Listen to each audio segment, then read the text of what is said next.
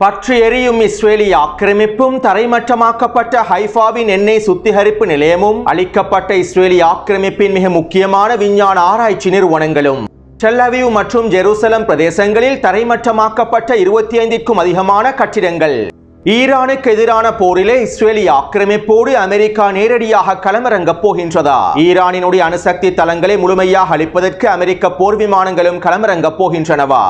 நாளைய தினம் ஈரானின் பாராளுமன்றத்திலே முன்வைக்கப்பட போகும் சில முக்கியமான தீர்மானங்களும் ஹெர்முஸ் ஜலசந்தியை இழுத்து மூடப்போகும் ஈரானிய தலைமைகளும் சர்வதேச அணுசக்தி நிறுவனத்துடனான உறவுகளை முழுமையாக முறித்துக் கொண்டு சர்வதேச அணுசக்தி ஒப்பந்தங்களிலிருந்து முழுமையாக வெளியேறப் போகும் ஈரான். இஸ்ரேலி ஆக்கிரமிப்புக்கு எதிரான ஈராக்கிய எதிர்ப்பு குழுக்களின் தாக்குதல்களும் யமன் ஹவுதிகளின் அதிரடியான ஏவுகணை தாக்குதல்களும் ஈரானுக்குள்ளே இஸ்ரேலி ஆக்கிரமிப்பு மேற்கொண்ட வான்வழி தாக்குதல்கள்.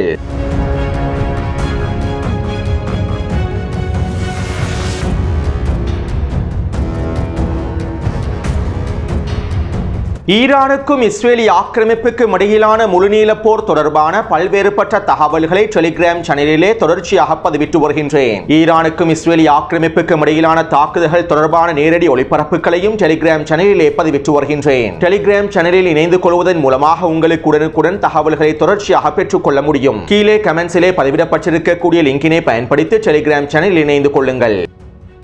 நேற்று மதியம் வரை நடைபெற்ற மோதல்கள் தொடர்பாகவும் தாக்குதல்கள் தொடர்பாகவும் நேற்றைய காணொளியில் தெளிவாக குறிப்பிட்டுள்ளேன். அத்தோடு நேற்று மாலை இஸ்ரேலி ஆக்கிரமிப்பு ஈரானுக்கு எதிரான அடுத்த கட்ட வான்வழி தாக்குதல்களையும் ஆரம்பித்தது. ஈரானினுடைய தெற்கு பிரதேசமான புஷோர் பிரதேசத்தை இலக்கு வைத்து இந்த வான்வழி தாக்குதல்களை ஆரம்பித்தது. மேலும் இஸ்ரேலி ஆக்கிரமிப்பின் இந்த தாக்குதல்களில் 90% தாக்குதல்களை ஈரானிய வான் பாதுகாப்பு படையினர் கொத்து கொத்தாக தட்டி தூக்கியிருந்தார்கள். அதே நேரம் புஷேர் பகுதியிலே இருக்கக்கூடிய ஈரானின் எரிவாயு கட்டமைப்பு ஒன்றை இலக்கு வைத்து இஸ்ரேலி ஆக்கிரமிப்பு தாக்குதல்களை மேற்கொண்டிருந்தது. குறித்த எரிவாயு கட்டமைப்பின் 14வது கட்டமைப்பை இலக்கு வைத்து இந்த சிறிய தாக்குதல் மேற்கொள்ளப்பட்டிருந்தது. இந்த தாக்குதலினால் குறித்த பிரதேசத்தில் சிறிய தீப்பரவலும் ஏற்பட்டிருந்தது. இவை தொடர்பான காணொளிகளையும் டெலிகிராம் சேனலில் பதிவிட்டுள்ளேன். மேலும் குறித்த தாக்குதல் நடைபெற்று 2 மணித்தியாலங்களுக்குள்ளேயே தீப்பரவலை ஈரானிய படையினர் கட்டுப்பாட்டுக்குள் கொண்டு வந்தார்கள். சேதமடைந்திருக்கக்கூடிய எரிவாயுவின் 14வது கட்டமைப்பையும் முழுமையாக திருத்தினார்கள். இதைத் தொடர்ந்து இஸ்ரேலி ஆக்கிரமிப்பு ஈரானின் மேற்கு பிரதேசத்தை இலக்கு வைத்து அடுத்த கட்ட வான்வழி தாக்குதல்களை ஆரம்பித்தது. இந்த சந்தர்ப்பத்திலும் ஈரானிய வான்படையினர் அதிரடியான தாக்குதல்களை மேற்கொண்டிருந்தார்கள். மேலும் இஸ்ரேலி ஆக்கிரமிப்பின் போர் விமானங்களை சுட்டு வீழ்த்துவதற்கான தாக்குதல்களையும் மேற்கொண்டிருந்தார்கள். இதன் விளைவாக ஈராக்கிய எல்லை பிரதேசத்திலே இஸ்ரேலி ஆக்கிரமிப்பின் 3வது போர் விமானமும் சுட்டு வீழ்த்தப்பட்டது.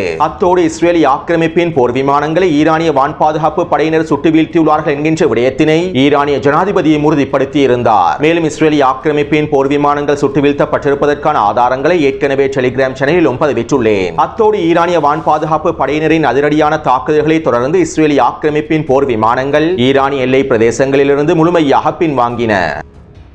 அடுத்து நேற்று மாலை ஈரான் அதிரடியான பல முடிவுகளை எடுத்திருந்தது.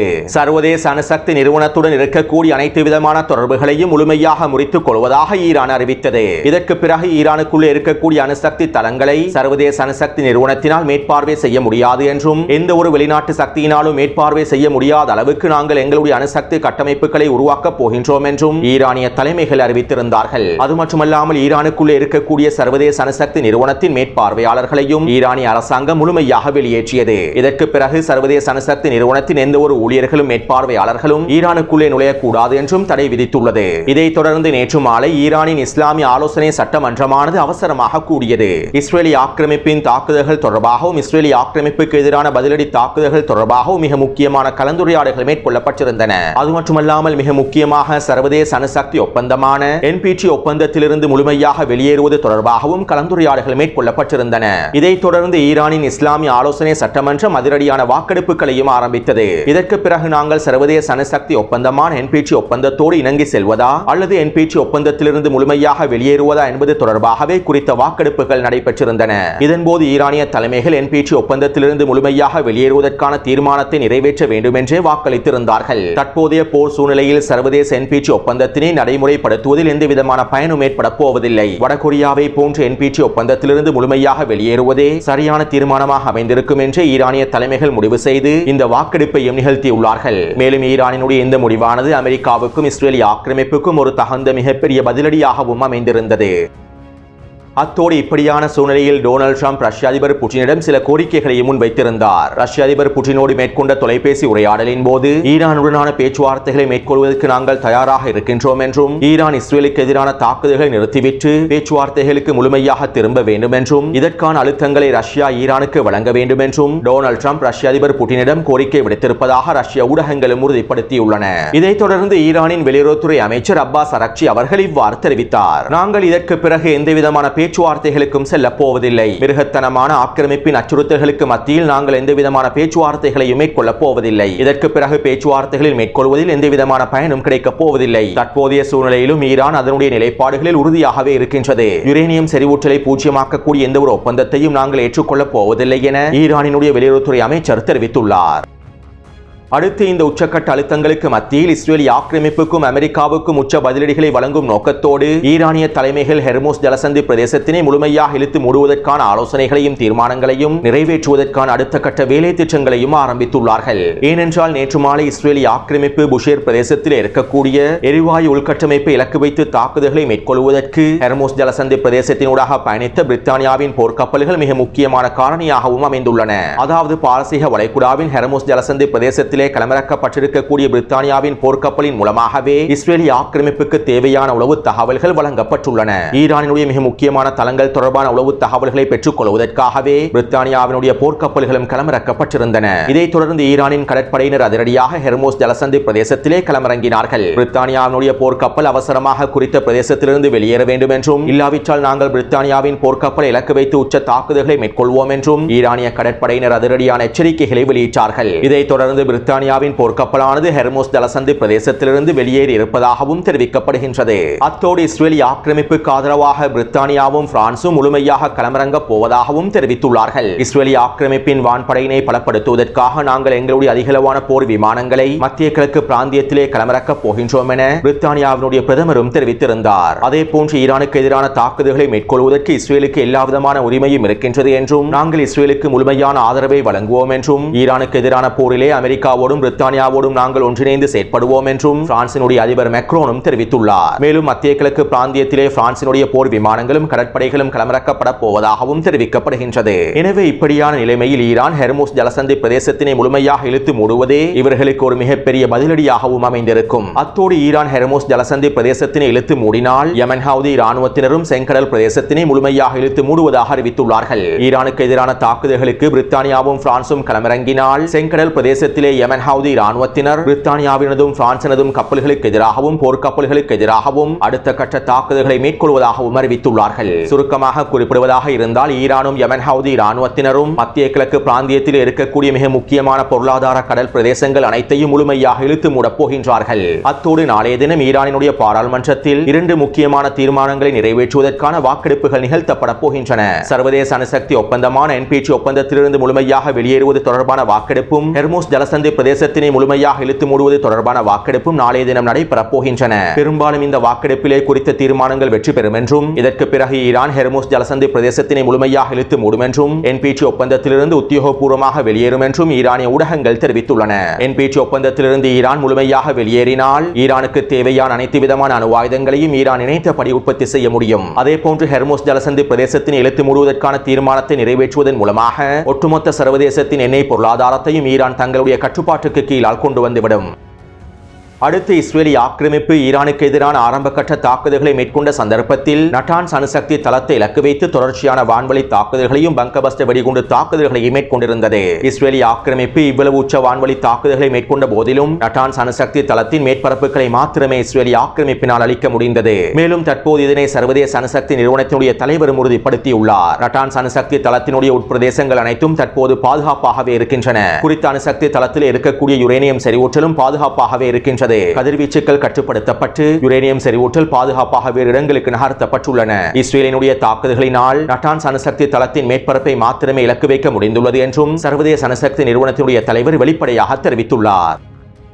நாங்கள் ஈரானுக்கு எதிரான அதிர்ச்சியூட்டும் ஆச்சரியம் அளிக்கக்கூடிய தாக்குதல்களை பல மாதங்களுக்கு முன்பே திட்டமிட்டோம் என்றும் எங்களுடைய தரமான உளவு தகவல்களை பயன்படுத்தி இந்த தாக்குதல் திட்டங்களை வெற்றிகரமாக மேற்கொண்டோம் என்றும் ஈரானினுடைய அணுசக்தி தளங்களை முழுமையாக அளிப்பதற்காகவே இந்த தாக்குதல் திட்டங்களை நாங்கள் வெற்றிகரமாக மேற்கொண்டோம் என்றும் நெட்டன்யாஹு ஊடக அறிக்கைகளில் தெரிவித்திருந்தார். ஆனால் தற்போது இஸ்ரேலிய ஆக்கிரமிப்பின் உச்ச வான்வழி தாக்குதலினாலும் ஆச்சரிய தாக்குதல்களினாலும் ஈரானினுடைய ஒரு அணுசக்தி தளத்தை கூட அளிக்க முடியவில்லை. நட்டான்ஸ் அணுசக்தி தளத்தின் மேற்பரப்பை மாத்திரமே அளிக்க முடிந்தது. மேலும் ஈரானினுடைய ஃபோர்டோ அணுசக்தி தளமும் அராக் அணுசக்தி தளமும் பாதுகாப்பாகவே இருக்கின்றன. இவற்றை உறுதிப்படுத்தக்கூடிய செயற்கைக்கோள் புகைப்படங்களையும் நான் டெலிகிராம் சேனலிலே பதிவிட்டுள்ளேன். எனவே சுருக்கமாக குறிப்பிடுவதாக இருந்தால் ஈரானுக்கு எதிரான தாக்குதல்களை ஆரம்பித்த நெட்டன்யாஹுவின் இலக்குகள் முதல் நாளிலேயே தோற்கடிக்கப்பட்டுவிட்டன. ஈரானினுடைய அணுசக்தி தளங்களை முழுமையாக அளிக்கக்கூடிய இஸ்ரேலிய ஆக்கிரமிப்பின் தாக்குதல்கள் முதல் நாளிலேயே மிகப்பெரிய தோல்வியை சந்தித்துவிட்டன. அத்தோடு ஈரானின் அணுசக்தி தளங்களை இஸ்ரேலிய போர் விமானங்களினால் அளிக்க முடியாது என்றும் ஈரானினுடைய அணுசக்தி தளங்கள் 800 மீட்டர் நிலத்தடி ஆழத்திலே அமைக்கப்பட்டுள்ளது என்றும் அமெரிக்க வான்படையின் முழுமையான ஆதரவை பெற்றுக் கொள்வதன் மூலமாக மாத்திரமே ஈரானின் அணுசக்தி தளங்களை முழுமையாக அளிக்க முடியும் என்றும் அமெரிக்க அதிகாரிகள் கருத்துக்களை வெளியிட்டிருந்தார்கள். அமெரிக்காவிடம் இருக்கக்கூடிய மிக முக்கியமான B-2 போம்பர் விமானங்களை பயன்படுத்தி ஈரானின் அணுசக்தி தளங்களை இலக்கு வைத்து உச்சக்கட்ட பங்கபஸ்ட் வெடிகுண்டு தாக்குதல்களை மேற்கொள்வதன் மூலமாகவே ஈரானின் அணுசக்தி தளங்களை முழுமையாக அளிக்க முடியும் என்றும் ஒருபொழுதும் இஸ்ரேலினால் தனியாக செயற்பட்டு ஈரானின் அணுசக்தி தளங்களை அளிக்க முடியாது என்றும் அமெரிக்க இராணுவ ஆய்வாளர்களும் கருத்துக்களை வெளியிட்டிருந்தார்கள். அத்தோடு தற்போதைய சூழ்நிலையில் அமெரிக்கா நேரடியாக களமிறங்காது. அமெரிக்க வான்படைகள் நேரடியாக களமிறங்கினால், அமெரிக்காவின் போர் விமானங்கள் ஈரானுக்கு எதிராக நேரடியாக களமிறங்கினால் மத்திய கிழக்கு பிராந்தியத்தில் இருக்கக்கூடிய ஒட்டுமொத்த அமெரிக்க இராணுவ கட்டளை தளங்களும் பற்றி எறிந்துவிடும். அது மட்டுமல்லாமல் மத்திய கிழக்கு அரபு நாடுகளிலே இருக்கக்கூடிய பல எண்ணெய் கிணறுகளும் எரிவாயு கட்டமைப்புகளும் அமெரிக்க நிறுவனங்களின் கட்டுப்பாட்டுக்கு கீழாலேயே இருக்கின்றது. இவற்றையும் இலக்கு வைத்து ஈரானிய தரப்பினர் தாக்குதல்களை மேற்கொண்டு விடுவார்கள். இதனாலேயே தற்போதும் அமெரிக்கா ஈரானுக்கு எதிரான மோதல்களில் நேரடியாக களமிறங்குவதற்கு பயப்படுகின்றது. அதே நேரம் ஈரானின் அணுசக்தி தளங்களை முழுமையாக அளிப்பதற்கு அமெரிக்காவின் வான்படையினர் எங்களுக்கு முழுமையான ஆதரவை வழங்க வேண்டும் என்றும் அமெரிக்கா இந்த போரிலே நேரடியாக களமிறங்க வேண்டும் என்றும் அமெரிக்காவின் B-2 போம்பர்கள் பயன்படுத்தப்பட்டு ஈரானை முழுமையாக தரைமட்டமாக்க வேண்டும் என்றும் நெட்டன்யாஹு டொனால்ட் ட்ரம்பிடம் தொடர்ச்சியான கோரிக்கைகளை முன்வைத்து வருகின்றார். இந்த கோரிக்கைகளுக்கு அமைவாக இன்று காலை அமெரிக்காவின் பென்டகனில் சில முக்கியமான விசேட கலந்துரையாடல்கள் ஆரம்பிக்கப்பட்டிருப்பதாகவும் தெரிவிக்கப்படுகின்றது. அடுத்து நேற்றிரவு டொனால்ட் ட்ரம்ப் ஊடகங்களிடம் இவ்வாறு தெரிவித்தார். ஈரானுக்கும் இஸ்ரேலுக்கும் இடையிலான போரானது அவசரமாக முடிவுக்கு கொண்டு வரப்பட வேண்டும். ஈரான் அவசரமாக பேச்சுவார்த்தைகளுக்கு திரும்ப வேண்டும். பேச்சுவார்த்தைகளின் மூலமாகவே இந்த போரை முடிவுக்கு கொண்டு வர முடியும் என டொனால்ட் ட்ரம்ப் அமெரிக்க ஊடகங்களிடமும் கருத்துக்களை வெளியிட்டிருந்தார். இதைத் தொடர்ந்து ஈரானிய இராணுவத்தின் தலைமை அதிகாரிகள் அல் ஜசீரா ஊடகத்திடம் இவ்வாறு தெரிவித்திருந்தார்கள். நாங்கள் தற்போது இஸ்ரேலிய ஆக்கிரமிப்போடு நடந்து கொண்டிருக்கக்கூடிய போரின் அடுத்த கட்ட விரிவாக்கத்தினை மேற்கொள்வதற்காக தயாராகி வருகின்றோம். இனி வரக்கூடிய நாட்களில் ஈரான் இஸ்ரேலிய ஆக்கிரமிப்புக்கு எதிரான தாக்குதல்களை அதிகரிக்கும். இந்த போரை ஈரான் ஆரம்பிக்கவில்லை. ஆனால் இந்த போரை எவ்வாறு முடிப்பது, எப்போது முடிப்பது என்பதனை ஈரான் தான் தீர்மானிக்கும் என ஈரானினுடைய தலைமை அதிகாரிகள் அல் ஜசீரா ஊடகத்திடம் தெரிவித்திருந்தார்கள்.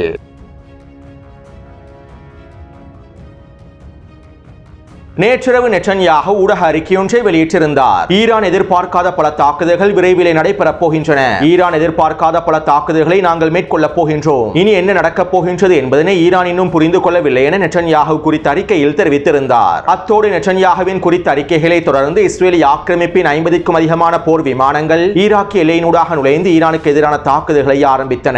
இதன்போது அதிரடியாக களமிறங்கிய ஈரானிய வான் பாதுகாப்பு படையினர் இஸ்ரேலிய ஆக்கிரமிப்பு போர் விமானங்களின் தாக்குதல்களை முறியடிப்பதற்கு எல்லா விதமான பதிலடி தாக்குதல்களையும் மேற்கொண்டிருந்தார்கள். இதன்போது ஈரானிய வான் பாதுகாப்பு அமைப்புகளை திசை திருப்புவதற்காக அசர்பைஜான் எல்லை பிரதேசத்திலிருந்தும் ஈரானுக்குள்ளே இருந்து உளவாளிகள் 50க்கும் அதிகமான ட்ரோன் தாக்குதல்களை மேற்கொண்டார்கள். இஸ்ரேலிய ஆக்கிரமிப்பின் ஒரு வழி ட்ரோன்களை பயன்படுத்திய இந்த உளவாளிகள் ஈரானுக்குள் இருந்து இந்த ட்ரோன் தாக்குதல்களை மேற்கொண்டிருந்தார்கள். இந்த சந்தர்ப்பத்திலே ஈரானுடைய வான்படையினர் இந்த ட்ரோன்களையும் கொத்து கொத்தாக தட்டி தூக்கி சுட்டு வீழ்த்தி இருந்தார்கள். இதைத் தொடர்ந்து இஸ்ரேலிய ஆக்கிரமிப்பின் போர் விமானங்கள் மீண்டும் ஈரானுக்கு எதிரான தாக்குதல்களை ஆரம்பித்தன. இந்த தாக்குதல்களையும் ஈரானிய வான்படையினர் முழுமையாக முறியடித்தார்கள். இதைத் தொடர்ந்து ஈரானுக்குள்ளே இருக்கக்கூடிய உளவாளிகள் தெஹ்ரானில் இருக்கக்கூடிய சிறிய எண்ணெய் கிடங்கு ஒன்றை இலக்கு வைத்து ஏவுகணை தாக்குதல்களை மேற்கொண்டிருந்தார்கள். இஸ்ரேலிய ஆக்கிரமிப்பின் வான்வழி தாக்குதலே குறித்த எண்ணெய் கிடங்கு இலக்கு வைத்து தாக்குதலை மேற்கொண்டிருப்பதாக குறிப்பிடப்பட்டிருந்தாலும் உளவாளிகள் மூலமாக கவச எதிர்ப்பு ஏவுகணைகள் பயன்படுத்தப்பட்டு இந்த தாக்குதல் மேற்கொள்ளப்பட்டிருப்பதாக தெரிவிக்கப்படுகின்றது. அத்தோடு இந்த தாக்குதலினால் குறித்த எண்ணெய் கிடங்கிலே தீப்பரவல் அதிகரித்திருந்தது.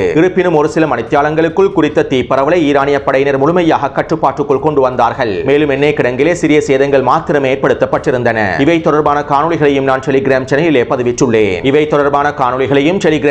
பதிவிட்டுள்ளேன். அத்தோடு தெஹ்ரானில் இருக்கக்கூடிய பாதுகாப்பு அமைச்சகத்தின் கட்டிடம் ஒன்றை இலக்கு வைத்து தாக்குதல்களை மேற்கொண்டு விட்டதாகவும் குறித்த பாதுகாப்பு தலைமையகம் முழுமையாக தரைமட்டமாக்கப்பட்டு விட்டதாகவும் இஸ்ரேலிய ஆக்கிரமிப்பு ராணுவம் அறிவித்தது. ஆனால் உண்மையில் தெஹ்ரானில் இருக்கக்கூடிய பாதுகாப்பு அமைச்சகத்தின் கட்டிடத்திற்கு அருகாமையிலேயே சிறிய வெடிப்பு ஒன்று பதிவாகி இருந்தது. குறித்த பிரதேசத்தில் இருக்கக்கூடிய சிறிய கட்டிடம் ஒன்று இலக்கு வைக்கப்பட்டிருந்தது. இதன் மூலமாக எந்த விதமான பெரிய அளவிலான சேதங்களும் ஏற்படுத்தப்பட்டிருக்கவில்லை. மேலும் இவற்றை உறுதிப்படுத்தக்கூடிய காணொளிகளையும் புகைப்படங்களையும் டெலிகிராம் சேனலில் பதிவிட்டுள்ளேன். அத்தோடு இஸ்ரேலிய ஆக்கிரமிப்பு மேற்கொண்ட வான்வழி தாக்குதல்கள் தோல்வியில் முடிவடைந்திருப்பதனையும் ஈரானிய வான் பாதுகாப்பு படையினர் முழுமையாக சுட்டு வீழ்த்தி இருப்பதனையும் பெரும்பாலான சர்வதேச ஊடகங்கள் வெளிப்படுத்தி இருந்தன. இருப்பினும் இந்திய ஊடகங்கள் மாத்திரமே இஸ்ரேலிய ஆக்கிரமிப்பின் போலி பிரச்சாரங்களையும் போலி அறிக்கைகளையும் செய்திகளாக வெளியிட்டிருந்தார்கள். அடுத்து இஸ்ரேலிய ஆக்கிரமிப்பின் இந்த வான்வழி தாக்குதல்களை தொடர்ந்து ஈரானிய படையினர் இஸ்ரேலிய ஆக்கிரமிப்புக்கு எதிரான ஏவுகணை தாக்குதல்களை ஆரம்பித்தார்கள். இலங்கை நேரப்படி இன்று அதிகாலை 2:30 மணியளவிலேயே ஈரானிய படையினர் அதிரடியான ஏவுகணை தாக்குதல்களை ஆரம்பித்தார்கள். ஆரம்பமாக 40 ஏவுகணை தாக்குதல்கள் மேற்கொள்ளப்பட்டிருந்தன. இஸ்ரேலிய ஆக்கிரமிப்பின் வடக்கு பிரதேசமான ஹைஃபா பிரதேசத்தை இலக்கு வைத்தும் ஹைஃபா துறைமுக பிரதேசத்தை இலக்கு வைத்துமே ஈரானிய படைகள் இந்த ஏவுகணை தாக்குதலை ஆரம்பித்திருந்தார்கள். அத்தோடு இந்த ஏவுகணைகளில் 5 ஏவுகணைகளை மாத்திரமே இஸ்ரேலிய ஆக்கிரமிப்பு போர் விமானங்கள் சுட்டு வீழ்த்தியிருந்தன. இஸ்ரேலிய ஆக்கிரமிப்பின் அயன் டோம் அமைப்புகளும் அமெரிக்க வான் பாதுகாப்பு அமைப்புகளும் முழுமையாக செயற்படவில்லை. மேலும் எஞ்சிருக்கக்கூடிய அனைத்து ஏவுகணைகளும் ஹைஃபாவின் 20க்கும் அதிகமான புள்ளிகளிலே வீழ்ந்து மிகப்பெரிய சேதத்தினை ஏற்படுத்தியிருந்தன. அதிலும் குறிப்பாக ஹைஃபாவின் துறைமுகத்தில் இருக்கக்கூடிய எண்ணெய் சுத்திகரிப்பு நிலையம் முழுமையாக தரைமட்டமாக்கப்பட்டிருந்தது. ஈரானிய ஏவுகணை தாக்குதலினால் குறித்த எண்ணெய் சுத்திகரிப்பு நிலையத்தில் மிகப்பெரிய தீப்பரவலும் ஏற்படுத்தப்பட்டிருந்தது. இவை தொடர்பான காணொளிகளையும் டெலிகிராம் சேனலிலே பதிவிட்டிருந்தேன். அத்தோடு குறித்த எண்ணெய் சுத்திகரிப்பு நிலையம் முழுமையாக சிதைக்கப்பட்டிருப்பதாகவும் இது இஸ்ரேலுக்கு ஏற்பட்டிருக்கக்கூடிய மிகப்பெரிய மூலோபாய இழப்பு என்றும் இஸ்ரேலிய ஆக்கிரமிப்பு ஊடகங்களும் செய்திகளை வெளியிட்டிருந்தன. ஏனென்றால் இஸ்ரேலிய ஆக்கிரமிப்பின் போர் விமானங்களுக்கு தேவையான எரிபொருட்களையும் இஸ்ரேலிய ஆக்கிரமிப்புக்கு தேவையான 60% எரிபொருட்களையும் ஹைஃபாவின் துறைமுகத்தில் இருக்கக்கூடிய எண்ணெய் சுத்திகரிப்பு நிலையத்தின் மூலமாகவே சுத்திகரிக்கப்படுகின்றன. எனவே ஈரானினுடைய ஏவுகணைகள் குறித்த சுத்திகரிப்பு நிலையத்தினை முழுமையாக தாக்கி அளித்திருப்பதனால் தரைமட்டமாக்கி இருப்பதனால் இஸ்ரேலிய ஆக்கிரமிப்பின் எண்ணெய் சுத்திகரிப்பு நிலையங்களின் 60% வேலை திட்டங்கள் முழுமையாக முடக்கப்பட்டுள்ளன. அத்தோடு ஈரானிய ஏவுகணைகள் ஹைஃபாவின் வடக்கு பிரதேசத்தில் இருக்கக்கூடிய பல புள்ளிகளை இலக்கு வைத்தும் தாக்குதல்களை மேற்கொண்டிருந்தன. இந்த தாக்குதலினால் கிட்டத்தட்ட 15க்கும் அதிகமான கட்டிடங்கள் முழுமையாக தரைமட்டமாக்கப்பட்டிருந்தன. இவை தொடர்பான காணொளிகளையும் டெலிகிராம் சேனலிலே பதிவிட்டுள்ளேன்.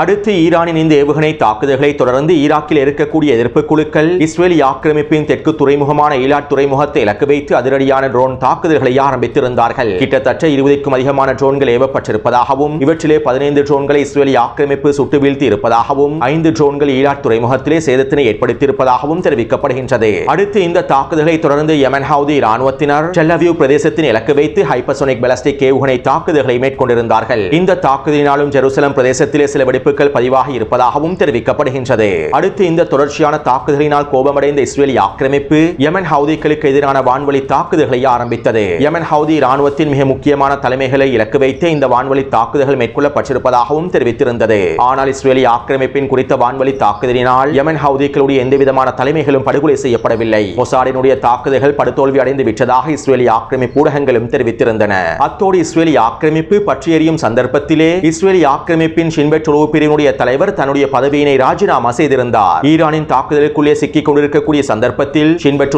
பிரிவினுடைய தலைவர் தன்னுடைய பதவியினை ராஜினாமா செய்திருப்பது இஸ்ரேலுக்கு மிகப்பெரிய தோல்வியை ஏற்படுத்திவிடும் என இஸ்ரேலிய ஆக்கிரமிப்பின் இராணுவ ஆய்வாளர் அவி இஷ்சரோவ் அவர்களும் கருத்துக்களை வெளியிட்டிருந்தார்.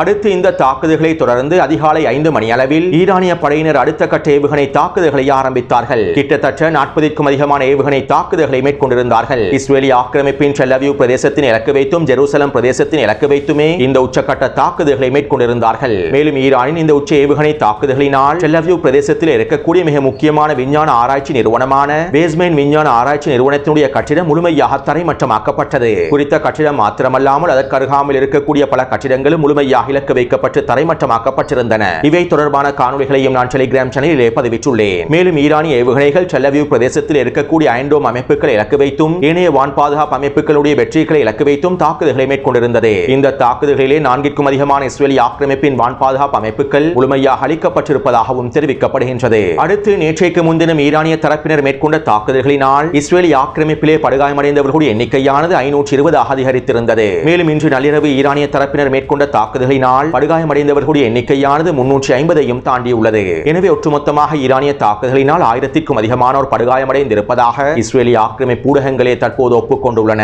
மேலும் தற்போது வரை 18 பேர் படுகொலை செய்யப்பட்டிருப்பதாகவும் தெரிவிக்கப்படுகின்றது. சில இஸ்ரேலிய ஆக்கிரமிப்பு ஊடகங்கள் 6 பேர் தான் படுகொலை செய்யப்பட்டிருப்பதாகவும் குறிப்பிட்டுள்ளது. அத்தோடு 2 நாட்களுக்கு முன்பு இஸ்ரேலிய ஆக்கிரமிப்பு மேற்கொண்ட வான்வழி தாக்குதல்களில் 78க்கும் அதிகமான ஈரானிய மக்கள் படுகொலை செய்யப்பட்டிருந்தார்கள். 200க்கும் அதிகமான ஈரானிய மக்கள் படுகாயமடைந்திருந்தார்கள். அத்தோடு ஈரான் இஸ்ரேலிய ஆக்கிரமிப்பு பொதுமக்களை இலக்கு வைத்து தாக்குதல்களை மேற்கொள்வதாக இஸ்ரேலிய ஆக்கிரமிப்பு தலைமைகள் குற்றச்சாட்டுகளை முன்வைத்திருந்தார்கள். குடியிருப்பு பிரதேசங்களை இலக்கு வைத்து ஈரான் தாக்குதல்களை மேற்கொள்வதாகவும் குற்றச்சாட்டுகளை முன்வைத்திருந்தார்கள். இந்த குற்றச்சாட்டுகளுக்கு ஈரான் இவ்வாறு பதிலளித்திருந்தது. நாங்கள் குடியிருப்பு பிரதேசங்களை இலக்கு வைத்து தாக்குதல்களை மேற்கொள்ளவில்லை, பொதுமக்களை இலக்கு வைத்தும் தாக்குதல்களை மேற்கொள்ளவில்லை. இஸ்ரேலிய ஆக்கிரமிப்பு பொதுமக்கள் வாழக்கூடிய பிரதேசத்திலேயே அதனுடைய இராணுவ கட்டளை தளங்களை அமைத்துள்ளது. வைத்தியசாலைகளுக்கு கீழால் இராணுவ சுரங்க பாதைகளை அமைத்துள்ளது. நாங்கள் அவற்றை இலக்கு வைத்துதான் எங்களுடைய ஏவுகணை தாக்குதல்களை மேற்கொண்டுள்ளோம். பொதுமக்களை இலக்கு வைத்தும் குடியிருப்பு பிரதேசங்களை இலக்கு வைத்தும் நாங்கள் தாக்குதல்களை மேற்கொள்ளவில்லை என ஈரானிய தரப்பினர் பதில்களை வழங்கியிருந்தார்கள். அடுத்து இன்று மதியம் ஈரானிய தரப்பினர் ட்ரோன் தாக்குதல்களை ஆரம்பித்திருந்தார்கள். ஈராக்கிய எதிர்ப்பு குழுக்களும் ட்ரோன் தாக்குதல்களை ஆரம்பித்திருந்தார்கள். இதைத் தொடர்ந்து இஸ்ரேலிய ஆக்கிரமிப்பு ஈரானிலே வான்வழி தாக்குதல்களை ஆரம்பித்தது. இதன்போது இஸ்ரேலிய ஆக்கிரமிப்பின் 90% தாக்குதல்களை ஈரானிய வான் பாதுகாப்பு படையினர் முழுமையாக முறியடித்தார்கள். அதே நேரம் ஷிராஸ் பிரதேசத்தில் இருக்கக்கூடிய எண்ணெய் கிடங்கு ஒன்றில் இஸ்ரேலிய ஆக்கிரமிப்பின் 2 குண்டுகள் வீழ்ந்திருந்தன. இதன் மூலமாக குறித்த பிரதேசத்தில் தீப்பரவலும் ஏற்பட்டிருந்தது. மேலும் இவற்றை முழுமையான கட்டுப்பாட்டுக்கு கீழால் கொண்டு வருவதற்காக எல்லாவிதமான வேலை திட்டங்களையும் ஈரானிய படையினர் அதிரடியாக மேற்கொண்டு வருகின்றார்கள். எனவே தற்போது போர்க்களமானது உச்சகட்டத்தை நோக்கி நகர்ந்து கொண்டிருக்கின்றது. அத்தோடு குறித்த காணொலி தொடர்பான கருத்துக்களை பதிவிடுங்கள். தொடர்ந்து என்னுடன் இணைந்திருங்கள். நன்றி, வணக்கம்.